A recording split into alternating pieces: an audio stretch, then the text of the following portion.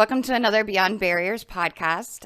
We have a very special guest with us today, Dr. Craig McCann. He is an independent specialist advisor and researcher as director of Spectrum, strategic preventative expertise to counter terrorism risks using upstream measures, Universal Ltd.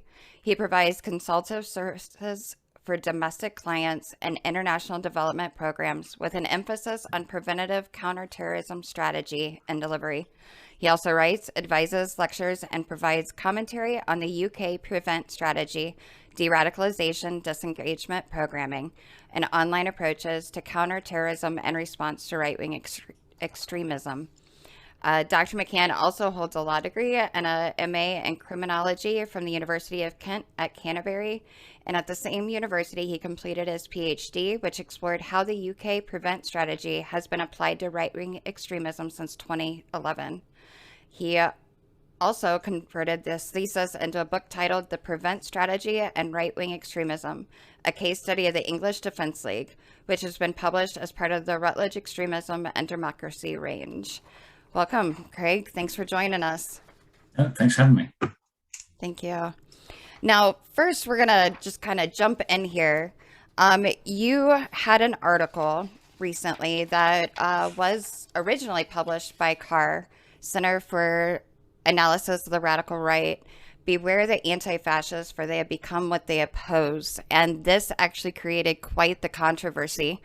Can you tell us a little bit first, because I don't think a lot of people get to, they might just read an article that somebody has written, but they don't ever get to hear what prompted somebody to write such an article. Can you give us a little bit of the mindset of what you were thinking and why you felt it was important to actually write this article?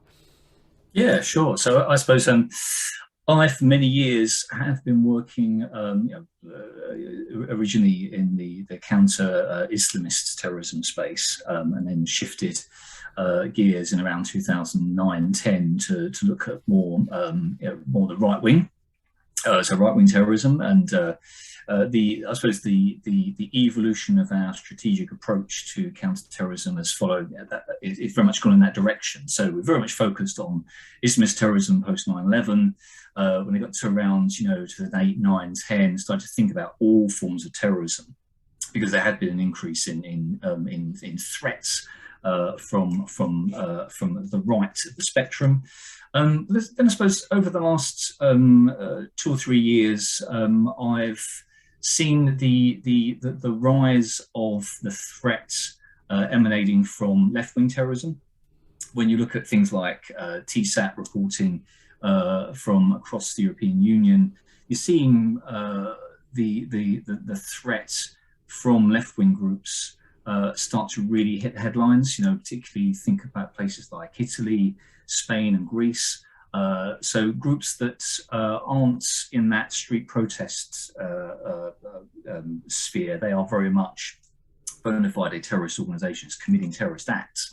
And I suppose what prompted me to write the article is as much as we thought that we had a blind spot when it came to right-wing terrorism back in 2008-9, I think we've very much got a blind spot now when we think about left-wing terrorism and what some people will justify based upon ideologies that sit within the left. And I found myself coming across chatter online, still a lot of work with activists and with intervention providers who work with governments to work with individuals who may be vulnerable to being drawn into terrorism. And there's a real consensus view that some of the tactics that are creeping into groups like Antifa, for instance, are emulating those that we saw on the right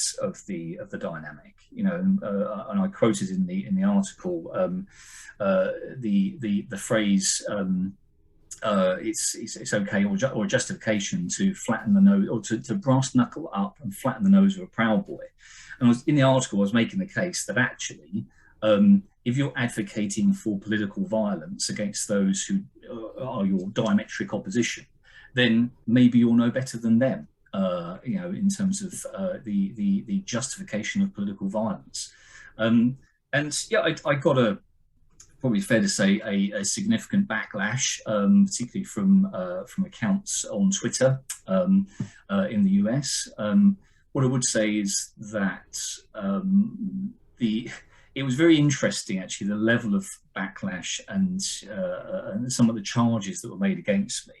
I was framed as an apologist for right-wing terrorism, but at no point did anyone really, I think, satisfactorily engage with the central argument, and that was that actually justification of political violence. Why should we give those on the left a free pass with regards to what they justify on the streets, when we condemn it for other, extremist groups?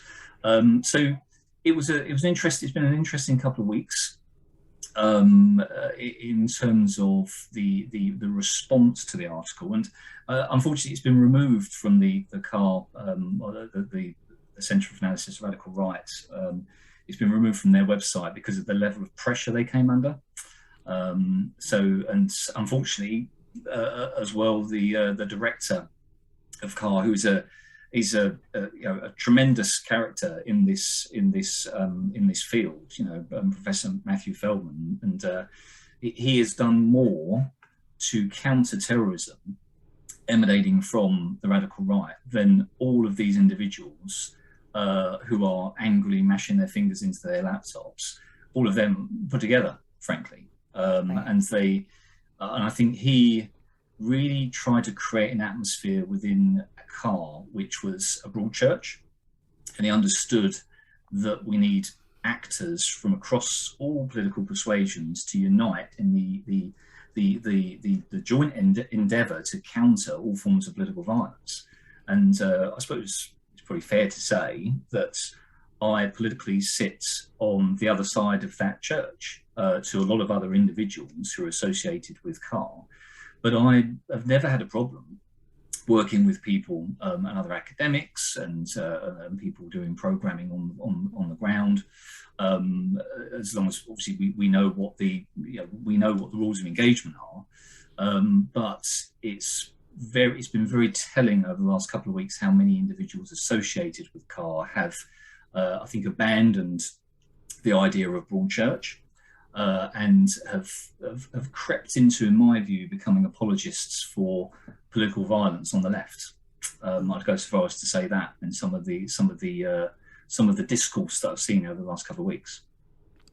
Right. I wanted to say I thought your article was really fair, and it covered those issues. And I mean, especially for all the years you've spent tackling the far right, just to point out something like that and to say, hey, we should condemn violence no matter what side it comes from. To me, that's not controversial. That's common sense, and that's why I was pretty shocked to see the level of animosity that came towards that statement and towards that article, because I don't feel that it was unfair. And coming as someone that had been an extremist on the far right, I can say that one of the things that a lot of the people on the far right believe is they see the far left getting away with certain things. And we monitor, one of the things we do at Beyond Barriers too, is we monitor this chatter. Not only do we know these people from when we were there years back, but we also monitor their chatter. And you hear things like, well, so what happened on January 6th? Because in 2020, the riots and the burnings and the lootings, that was, way worse than what we did. It's always this balance. They say, well, they're just as bad, or no, they're worse. And I hear that all the time too. It's sort of like, well, Nazism was bad, but communism was worse, or communism was worse, or vice versa, and that sort of thing. And that's how an extremist balances this stuff. They say, well, it's really not that extreme because these people are getting away with it, so why can't we get away with it? So I felt like it was an article, and it was something that needed to be said, and the fact that there was this backlash over just being fair. I don't think, this is just my opinion, but I don't feel like you said anything that was over the top or wrong or really that controversial, and it shouldn't have been reacted to in that manner. Because if we don't look at all forms of extremism and tackle these issues fairly, fair is the key word here, and not let our own personal opinions get in the way of that sort of thing, it's the problems are going to exasperate. They're going to get worse, and that's why I thought it was courageous, even though you did take flack for it, and I'm sure you still are.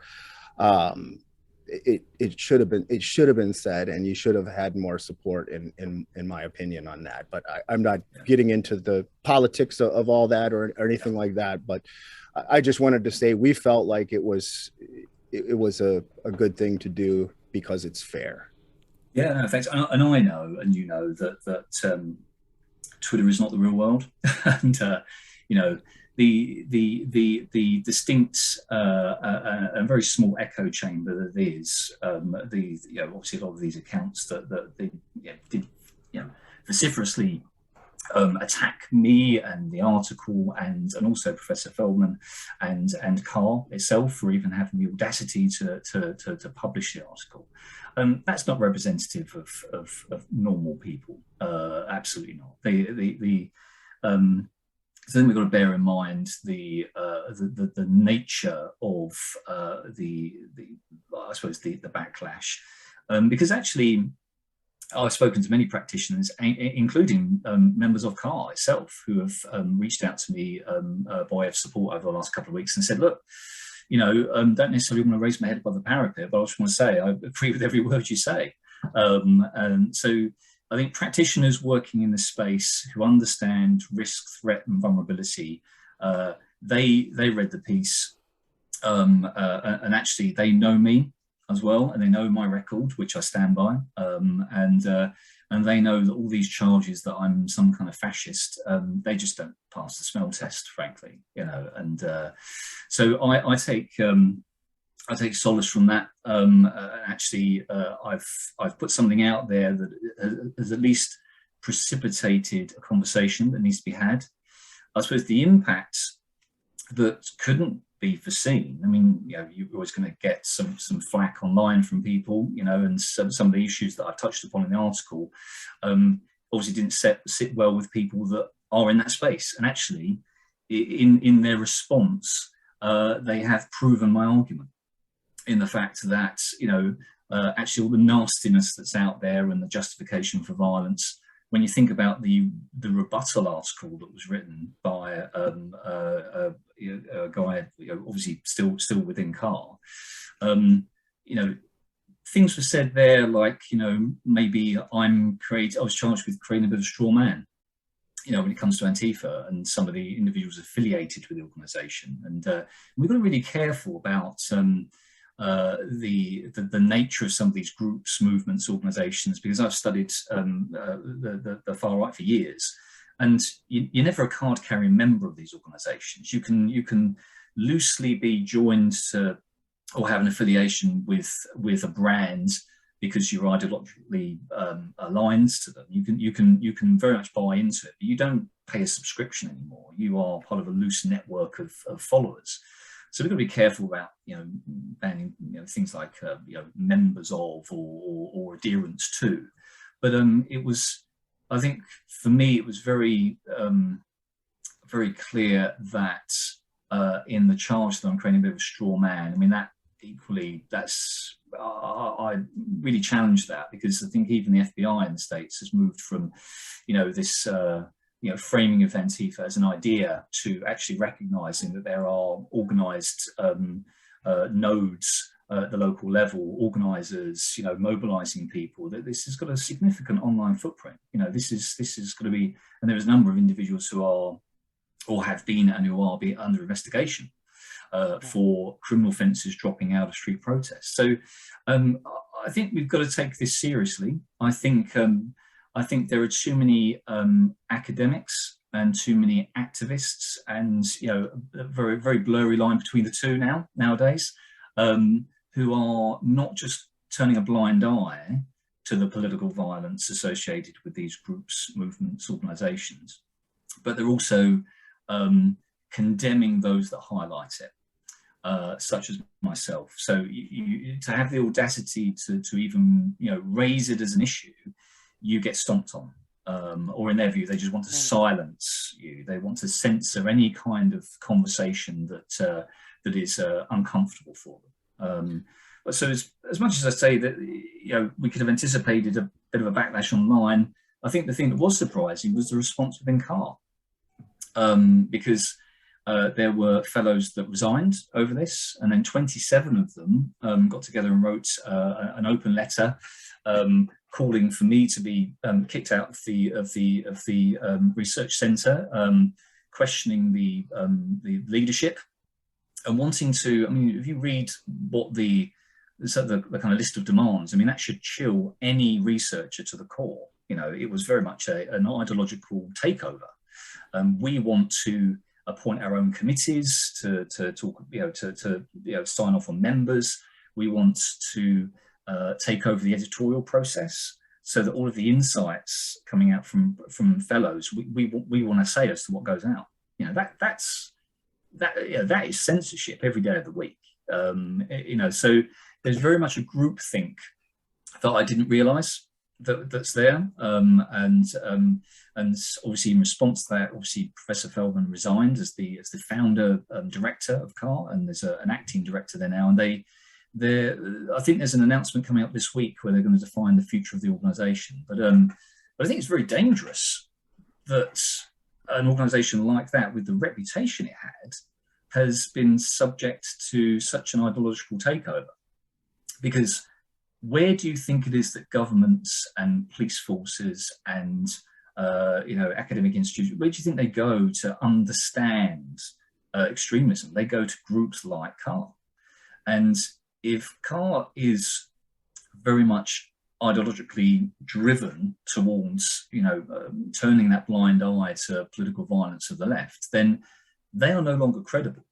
They no longer have a say, and they can no longer be trusted to speak without fear of favour, to have credibility from a research perspective, to actually influence the conversation we need to have. So that's, I suppose, over the last couple of weeks, that's the thing that's really, I suppose, surprised many people, is that shift within CAR itself. But what I would say is, I've been heartened by the fact that so many people within CAR have reached out, and they applaud the article, very supportive, but then are very concerned about the future direction. And I want to just say this in just general terms, because I don't have a foot in CAR or anything like that. But I want to say, like, from the work that we do at Beyond Barriers, we feel like it's incredibly important to be nonpartisan when you're doing this kind of work. Mm-hmm. When you're working in prevent, or you're working in de-radicalization, in the de-radicalization space, period, you have got to be nonpartisan. Of course, everybody has their own political beliefs. You can be right, you can be left, it doesn't matter. But don't be on the extremes. But when one of the things that I noticed right away, getting out of the movement, is that the people that we're helping to leave, the people that we're walking out, they'll ask, like, hey, are you with Antifa? Are you a communist? I mean, this is like the most common question they ask. Literally one after another that's reached out, they ask that. And I say, look, do you see anything in our online footprints, anything that we're putting out that would lead you to believe that? No, but I know other formers or other people do that. So I'm going to ask you. I'm going to say, no, we're nonpartisan. We'd stay away from that. And I think you have to be, and again, this is just my opinion. We're new on this side of things, but we know from living that life as extremists how these people think. And for research organizations, and I'm not naming anybody because I'm not going to do that, but if a research organization is picking sides in this and going, what, it's going to be ideological this way, you've already lost half the battle. You're not going to get people aren't going to change. You've created your own echo chamber now that's politically based. And the people that are trying, to change, they're like, okay, so I have one choice: to stay on this extreme here on the far right, or go to this extreme on the far left. And neither one is a good choice. You need to be somewhere in the middle. You can be right, you can be left, you can be in the middle, be anywhere else, but stay away from those extremes. And the way they're viewing that, when people are making these kind of ultimatums, or when even criticizing, even pointing out that, hey, there's issues over here. It's not just one side. And I've given talks with the government and different things like that too. And I've seen other, and again, I won't say, who or anything like that, but I've seen other so-called experts talking about there's no extremism on the left. I saw a guy say that was one of the leading experts say the only form of left-wing extremism I could find, he said, is going back into the 1960s. I about fell out of my chair. I was like, you've got to be kidding me. Of course, there's a lot more going on the far right, and that should be focused on, obviously. But if you can't point out the extremism on the other side, there's some kind of disconnect. There's something.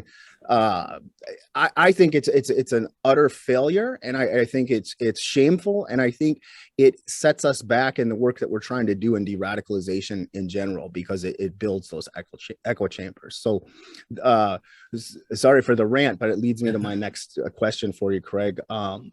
Dialogue and civil discourse, in your work in prevent, in your time in law enforcement and everything else, do you think that dialogue and civil discourse are important things that we should have in society today, or do you think it's better to use cancel culture and cancel thoughts and opinions? I already know the answer to this, but I'm going to ask it anyways.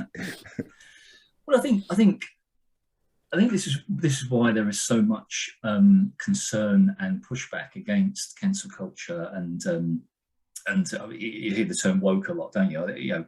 What is woke? Woke is being alive to the idea that there is prejudice out there, and trying to overcome that. Trying to combat that as much as possible. So I kind of prefer to work from the basis that everyone is woke. We're all, in terms of our level of awareness, our level of the level of information that we've now got access to, the networks. I think we're all, in terms of,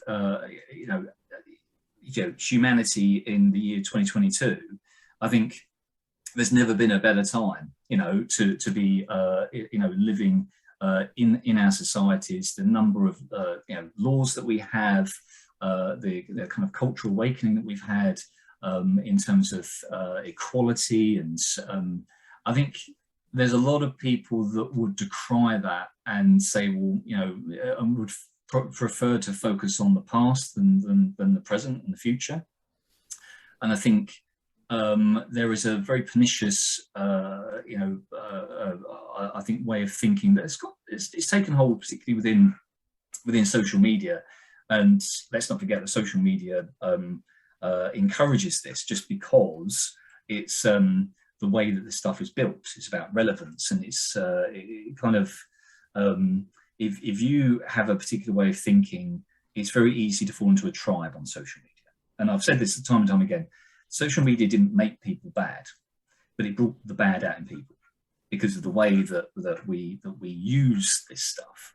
So I think the term woke has been hijacked in many ways by people very much who are extreme in their thinking. When you think about cancel culture, I mean, this has been applied many times, and there's been almost a denial that it exists. It clearly doesn't. It clearly does exist, and it's many high-profile instances of this. What I would say is, from a kind of counter-terrorism perspective, some of the language used to quell dissent and to remove people's voices. If we were talking about the right, we'd be using phraseology like dehumanization. We'd be talking about us and them thinking. We'd be talking about, I mean, these are the kind of factors that we look at in the disengagement space, for intervention providers to work with individuals who may be vulnerable to going down these paths. Dehumanization is up there. Referring to people who are in opposition to you as rats, and things like that. We've seen plenty of instances of that. Now, what's the difference between that and justifying going out and flattening someone's nose? You are justifying violence against a human being because you no longer see them as a human being. It's very much us and them. So I think there is this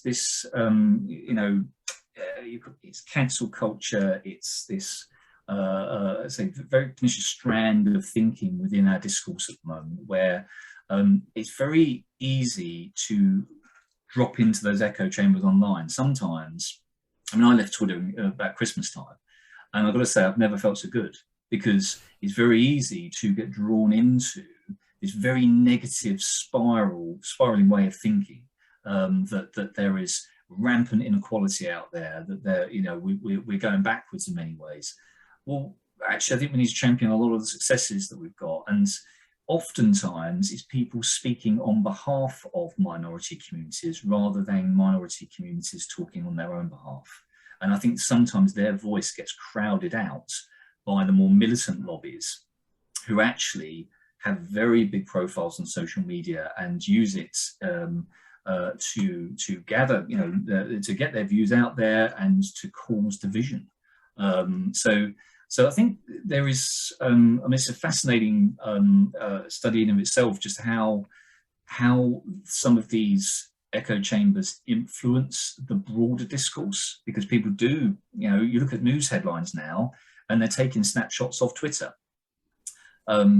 Why are we allowing sometimes the kind of lowest common denominator in the thinking? These are not expert opinions, these are random people on Twitter, where we're elevating them to a status that they simply don't deserve. These are not experts, these are not people that have gone out there and walked the walk. And yet, because they title themselves activist or anti-fascist even, they have an elevated sense of their own status in the discourse. And I tend to find it's very, very negative.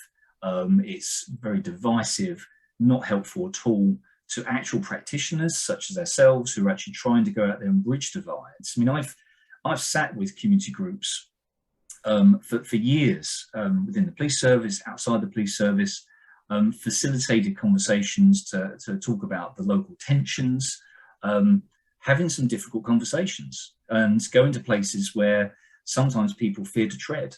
And actually, that's the only way that you're going to start bridging these divides. You won't do that through cancel culture and having a safe space. Sometimes the most needed conversations need to take place in unsafe spaces. You need to have the courage to go there and actually talk to people about things like the changing demographics in a local town. That's in some places that's a real issue. We had big problems, obviously, lots of divisiveness around our Brexit vote. But you didn't have, in the wake of that, a really concerted, proactive effort to go out into communities to actually have the difficult conversations. Because it's just easier to shy away from it and allow. What we do is we cede ground to the extremes, and the extremes that have a very big voice on an elevated platform on social media, and that's a big danger for us as practitioners, because go back to those labeling themselves anti-fascists, who this huge backlash against the article. They're not helping at all. They're getting in the way of actual practitioners. And cynically, I nodded to this as well. They often like to be the arsonist and the firefighter. So to go in and stir the pot and create a lot of division, and then come up with the solutions to it. So there's very much a self-interest at play here for many of the actors that you see in this space. Absolutely. Now, one question I also had is, being that you're in the UK and we're in the US, and I never realized it as much until I left the far right and started looking at other places other than the US and how it's the same but differs, the problems that we see with the right-wing extremism and the left-wing extremism. Now, being that you're in the UK, have you seen, or maybe did you get more of a backlash from the left here in the US than you did in the UK? Or how did that kind of... Yeah. It was very much led from the US. And that's when you think that's these networks, that's where it exists. I think culturally, in terms of the conversation around counterterrorism and counter-extremism and the framing CVE, which I've written about this before. CVE is an aberration in many ways of counterterrorism work and good old-fashioned community cohesion work. But that's probably a conversation for another day. But I think the most significant backlash was from the US. But I think culturally, when we have these conversations about CT, for instance, we very much take the lead from the States on this. So there is, think back to kind of the war on terrorism, and then obviously latterly, certainly over the last 10 or so years, the shifts towards right-wing terrorism, very much led by the US. I mean, we very much follow, and there are many of us that would say that we need to be taking more of a lead. I mean, I'd say that our prevent approach is better in the UK than it is in the US. I think there's a whole multitude of reasons for that. I think we made a lot of mistakes on the way. Don't get me wrong. We stepped in a whole bunch of potholes in the development of that. But I'd go so far as to say that our prevent strand within our counterterrorism strategy is world leading right now. And I do a lot of work in international development. I do very much believe that. And I think the investment and the thought leadership on that has been second to none. But I think in terms of the cultural leading the conversation on things like political correctness, cancel culture, these are things that we are inheriting from our American brothers and sisters, unfortunately. And we saw this cancel culture. It took root in American universities first. And there are a lot of people here that say it never happened over here. Well, it has happened over here. We very much, I mean, it started with yourselves, and we very much imported it. And it's now permeated into our media, our broader kind of academic circles. And there is, I think, a concerted pushback against that. There was a study I read that suggested that, based upon it was survey data with academics from a whole range of different universities, that those academics that would define themselves as maybe sitting on the right of the spectrum, so centre right in their leaning, definitely felt more of the chill of cancel culture than the left. But significantly, many academics on the left also felt it. So it's not something we can deny the existence of. It's been very interesting seeing how this has shifted over time, and that there was, I think, some probably self-assured people over here that would say, that's happened in the States, it will never happen here. Well, it has. We have very much imported that. Where this goes next, who knows? Is it going to get worse before it gets better? But I do see there's very much a kind of cultural clash going on. And for me, one of the best things people can do is get themselves off social media. And I think it can be a very, very positive thing, but I think at the moment it's toxic. And it's very much, if you're going there, pick a tribe. And if you don't want to pick a tribe, you're going to be left on the sidelines. And that's a very dangerous place to be. We know that all too well.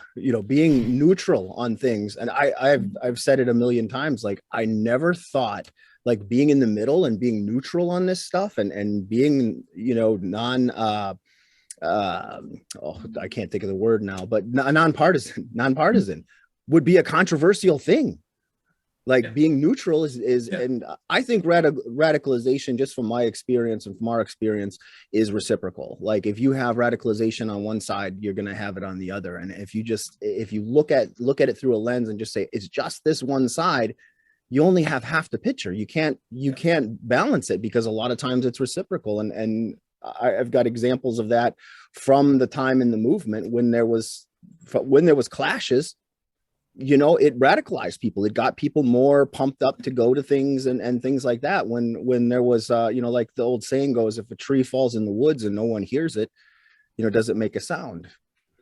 Yeah. You know, at those events where there was no counter demonstrators, nobody to fight with, it was demoralizing for the people on the far right to be there. And you know, from my perspective in the past as a leader, I worried at that point, like, wow, are we going to have people showing up at the next rally? So I mean, that should be telling. That should be something that people go, wait a minute. So, you know, I'm not saying that necessarily I don't have all the answers, and I'm not saying that people should ignore it either, but I am saying that when there's violence, that tends to spike things up, that tends to push people back into those echo chambers that they're already in, and things like that. But I'm glad you mentioned the prevent strategy there in the UK, and I've heard is very good over there. And I'm just curious about a little bit about that, and I have some questions. Something came up, and I just wrote this one down, but someone was talking about mentoring and prevent, and how important do you feel that is? I think that's a good question. Yeah, sure. So I think within our prevention, we have what we call the channel program. So this is it's you hear the term whole of government, whole of society approach. Well, this is where the tires hit the tarmac very much. In that, if an individual is identified as having certain vulnerabilities, certain needs, and they're maybe being drawn into terrorism, so they're being targeted by a group. They may be coming out with narratives at school or in their workplace. There's a mechanism whereby they can be referred to initially they might be their employer or their school, their college. A lot of people have now been trained in making referrals to prevent and have a much better understanding of some of the factors at play here. But then ultimately, after many checks and balances to deconflict the information to find out if it's actually bona fide, if it's mischievous, or if there's actually something to it. Ultimately, the individual can be offered to take part in an intervention. Now, it's a consent-based program. So, and I personally have been to people's home addresses and sat down with them and their mums and their dads and said, look, based upon your conduct at school, for instance, you've come up with the following comments. We would like to introduce you to an individual who is maybe a former extremist themselves, maybe a mentor within a local community group, to have some conversations, to see where it goes, to maybe broaden your horizons, and what we tended to find is it's very ironic actually, because one of the charges laid at the door of Prevent was that it chills debate, chills conversation. That was never my experience of it, because what we tended to find is that the individuals who were in this space between kind of racism and poorly integrated perhaps, and terrorism. So these are the people that were sitting in this space that were vulnerable and maybe on the periphery of going into terrorism. Now, they had their minds closed to alternatives. So one of the big things that recruiters do is they drive wedges between the individual and forms of information, because they want to be the only form of information, or the means of getting information for the person. So they'll drive wedges between the person and their friends and family. They'll discredit,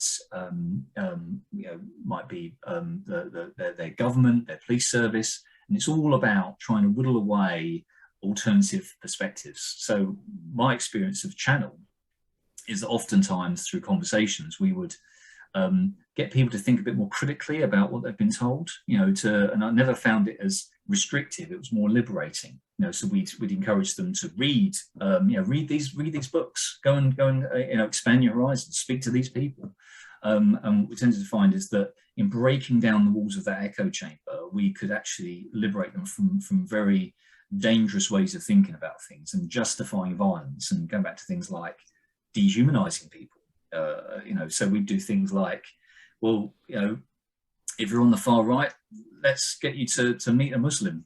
Let's get you down to local, and we'd work with community groups who'd facilitate this, and you'd sit two guys together and they'd be on completely opposite sides of the spectrum, but they'd find out that they support the same football team, and they can, talking about shooting the breeze and talking about some of the commonalities about the estates they grew up on, and and they know they're kind of the same people, and that's what this is all about. And this is the, as I say, the non-safe spaces we have to work in. The channel is it's a multi-agency approach to the problem. It's very much so police working with health and education partners, NGOs, and bringing all of those perspectives to bear on coming up with the best intervention for an individual.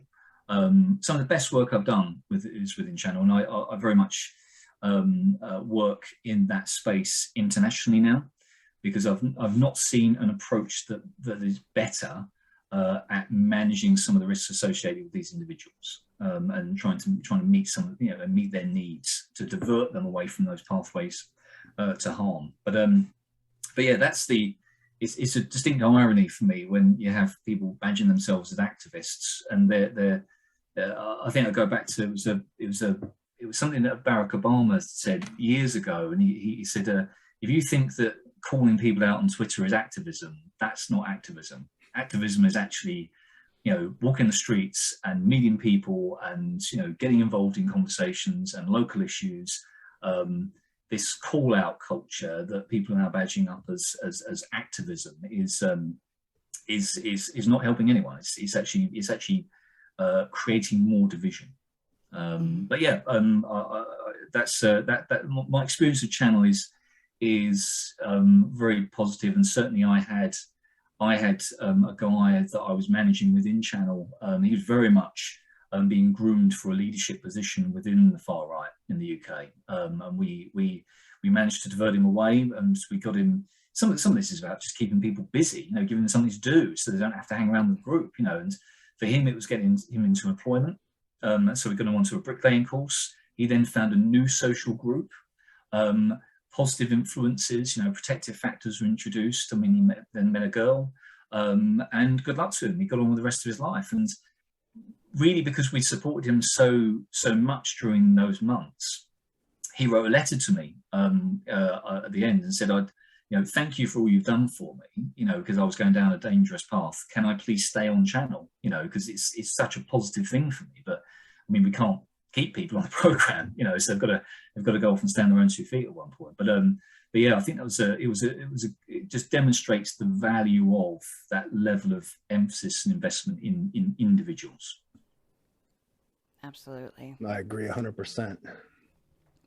That's amazing. And it's true. And like you mentioned, sometimes it's just a matter of keeping somebody busy and being able to provide them opportunities.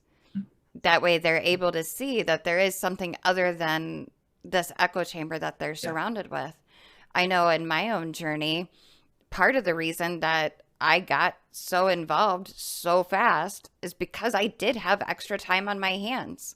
And I did social media and video and podcasts, and suddenly my skills are being appreciated and they're being used, not in the correct manner, and it created a doorway, and it was a very fast and slippery slope.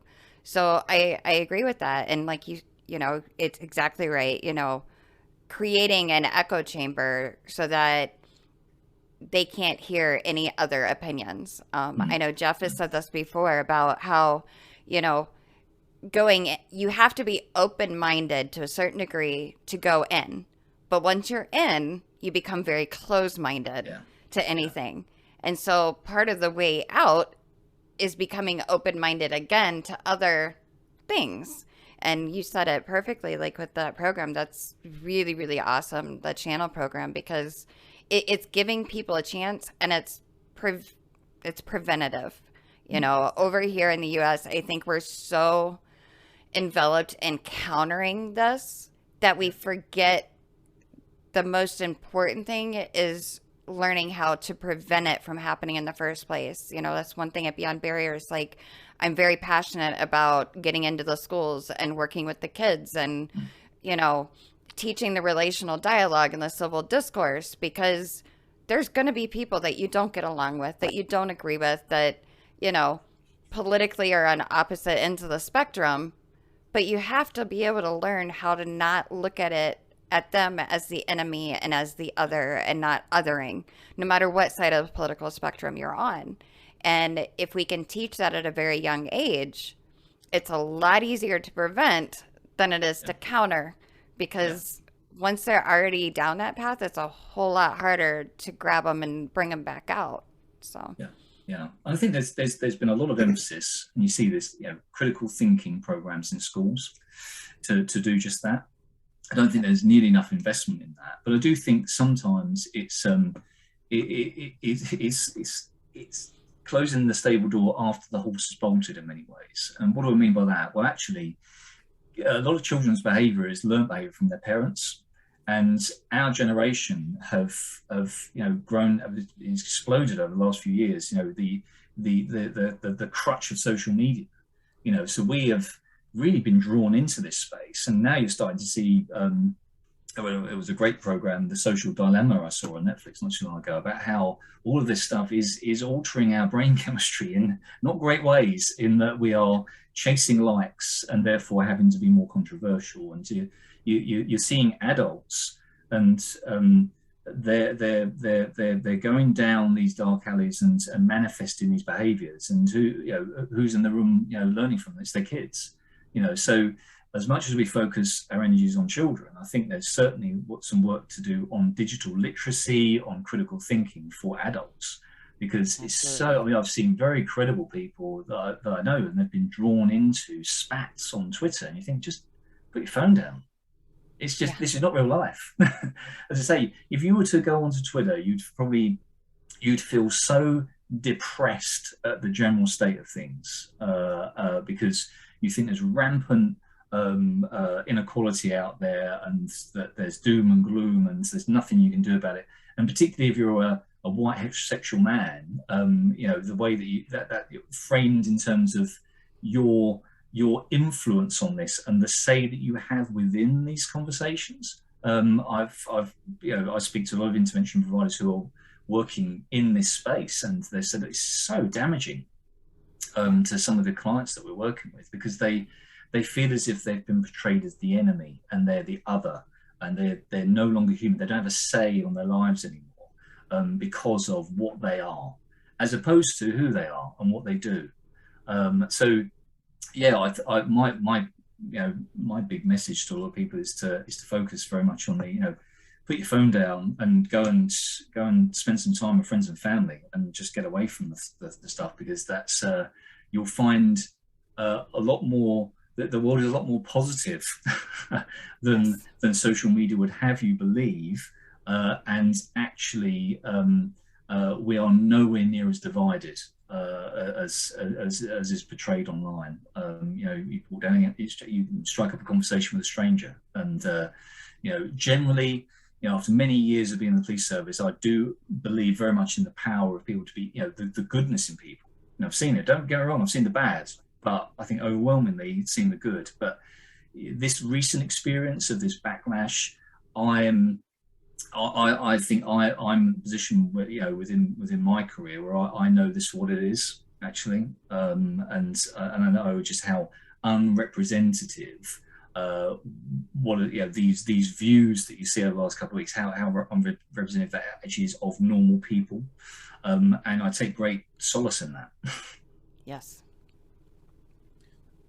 So could you tell us a little bit about the book that you wrote, and if people are interested, where they could get that? Yeah, sure. So I was really keen to look at how we apply prevent to right-wing extremism in the UK, and really the biggest gig in town when it comes to right-wing extremism at the time, from about 2009 onwards, was the English Defence League. And what I found I did a lot of interviews with practitioners, about 80 or so interviews up and down the country. I looked at 3 case study areas. And I actually started the PhD while I was a serving police officer. So I was the head of strategy and policy within Prevent Policing, and I had pretty good networks. And actually I found, on speaking to people, that there was this general consensus that the kind of that one, the EDL had never posed a terrorist threat. They were not a terrorist organization. They've been sent plenty of attempts to prescribe them as a terrorist organization, but they never hit that criteria. They were, the victims of terrorist attacks, but never causing terrorism themselves. So they were very much a street protest movement. And what I found was that, okay, they'd never posed a terrorist threat, but they certainly had posed a community cohesion threat. Anytime they turned up, they stirred up tensions locally. That can't be denied at all. I mean, that was, in many ways, the biggest threat they ever posed. And you saw this, when you had the EDL announce they were coming to a particular town, you just saw the opening of old wounds. It's exposed it to the world, because obviously the national media would come down and they'd start looking at what's going on here, what surface tensions are bubbling. So it really exposed a lot of that. So yes, a community cohesion threat, and also a public order threat, because they turn up in thousands. Numbers would turn up, and you'd have the police would shut down the town and say business is closed, because obviously the huge numbers of people coming down, the high prospect of fights on the streets. And then what you found is this mobilization of counter protesters. Then you started to see a lot of fights in the streets, criminal damage. So one of the central conclusions from the book is that whereas we focused on the counterterrorism space, very much the poor cousin when we think about policy, it's the poor cousin when we think about policy development is very much in our community cohesion integration space. And when it's very easy to kind of erode that first step on the journey. So you don't focus enough time and effort and energy in building strong communities, but you focus on extremism and terrorism. Well, you need to come back from that. You hear practitioners talking about the upstream space. Well, there is no more upstream space than the way that we build relationships that has nothing to do with terrorism. And I see this, one of the, whereas we've got a world-leading counterterrorism strategy, look across at our community integration strategy, and that's where we certainly need a lot of work. We need a huge amount of emphasis on that, because we can actually get in front of a lot of issues when we think about prevent. This is prevent. This is where we need to be to stop people even encroaching into this sphere that we call counterterrorism. So one of my central conclusions was just that actually we are at risk of overly securitizing this sector, much as we did with Islamist terrorism in many ways. So we learned mistakes of the past, or we just repeating them. So very much pointing towards community integration as being the area of the most need. And I'd say in all my international development work, I've drawn the same conclusion from a lot of jurisdictions, and you see the prevailing wisdom of counter-extremism, counter-terrorism coming in. Well, actually, you need to take a beat and think about what is it you need to get in place first before you even think about counter-terrorism. Excellent. So awesome. Where could someone get the book if they want to get it? Oh, sure. So it's on it's published through the Routledge Extremism and Democracy range. Okay. So yeah. Excellent. I'll make sure to put a link for that in the description below in the video. Great. So, thank you. Absolutely. Definitely. And did you have any other questions, Jeff? No, I think we're at about an hour or so. I was going to just ask you that. We're almost out of time, but I definitely would love to have you back on for another conversation. There's so much that, we can learn, and, you're very knowledgeable about what you do, because not only, have you researched it, but you've been in the thick of it, and you've, from all angles. So I thank you very much. And thank you for having the courage to, speak the truth, and knowing that you're going to get flack, from all sides, because, sometimes when you try to point out the wrongs on each side, nobody really likes it. Yeah. But I really appreciate it. And I just wanted to end with actually the last line of your article, because I think it can be applied in so many different areas of people's life, not just in extremism. But what you said is that to those who advocate for violence against those you oppose, take a good look in the mirror, for you may have become that which you hate. And this can go for anybody, whether it's politics, society, everything. You know, you might have a righteous cause, but make sure that you're not using the tactics of those that you oppose, because you will become that which you oppose. So thank you again. I really appreciate you coming on. No, thank you very much indeed for having me. It's been great talking to you.